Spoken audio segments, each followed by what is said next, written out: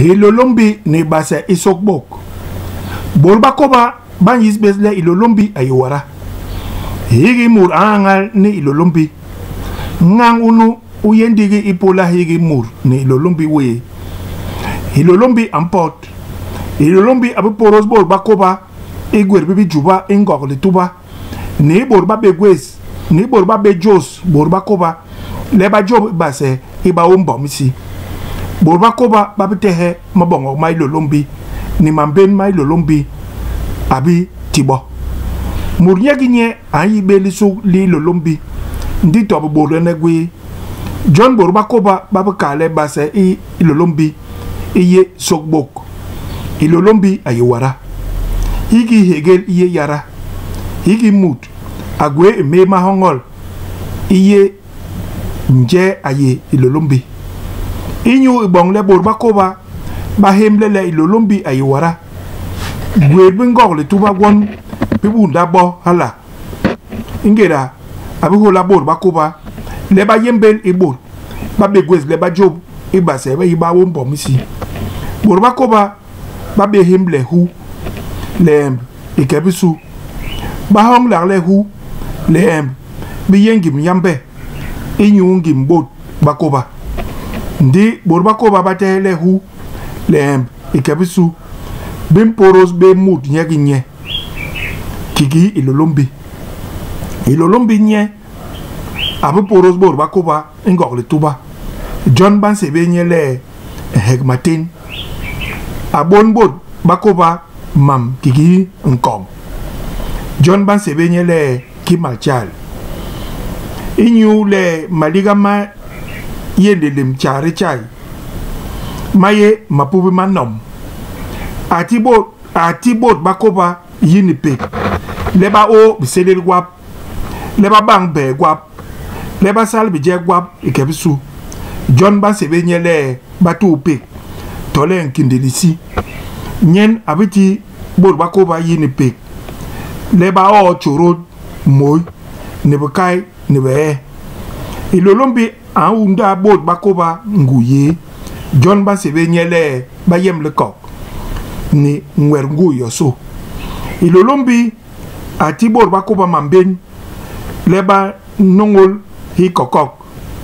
ni lara ipola ye ni man me John man me abu bot le kwe imama na mon mabu bongbot bakoba le bayile lolombi aye nu abe nu aye nu anlo ni nu aba ilolombi yeta manyen hobwe uno kan kong si wasuna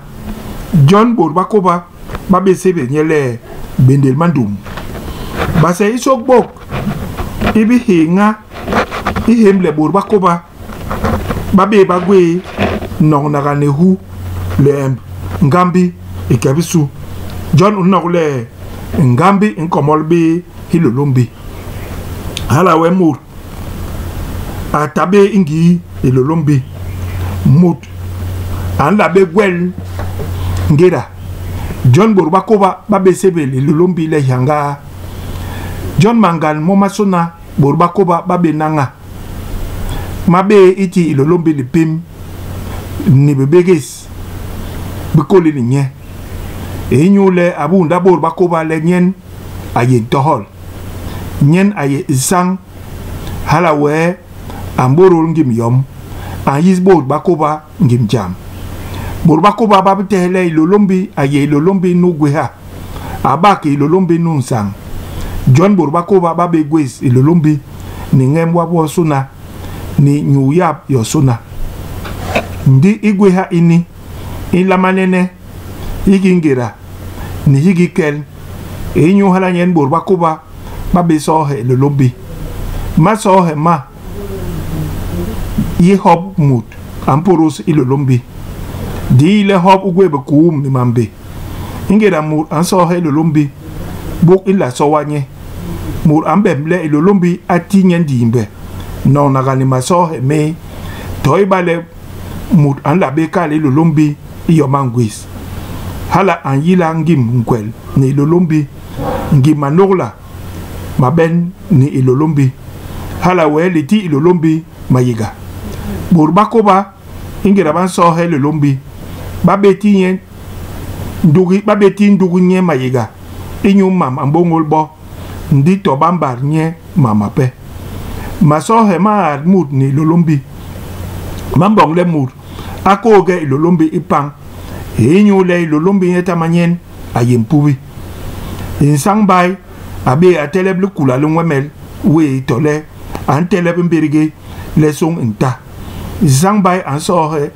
inyu le agwe borngem ni lolombi abaga gwe ngindman wo ngimkel ebe bele itarbe le borba koba ban so he be ilolombi borba koba babitele lolombi nyen aye ingi borba suna nyen abe he murbinam borba binam boba suna nyen abe he murbinam borba binam boba suna bakoli bisubi ilolo bi